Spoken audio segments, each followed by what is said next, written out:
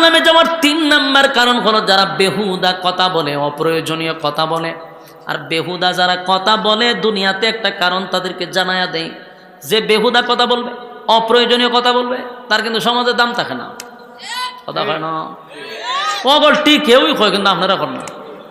একজনে ঠিক কইয়া পুরা মাঠটারে ঠিক রাখছে, এরে পুরস্কার দিবেন আজকা।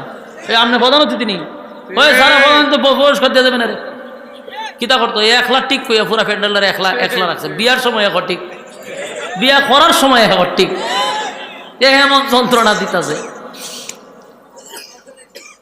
কথাগুলি মানুষ একটা সিজ, এর জজবা আছে।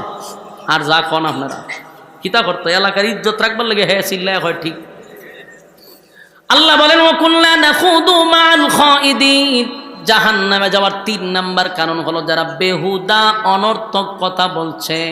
তাহলে জানা রাখবেন বেহুদা কথা বলা জাহান্নামে যাওয়ার একটা কারণ। আর যারা বেশি কথা বলে সমাজে তাদের মূল্য থাকে না, সমাজে তাদের দাম কমে যায়। বাস্তব না বাস্তব? বেশি যারা ফটর ফটর করে পাগল কথা কইস না, সম্মান শেষ নেই।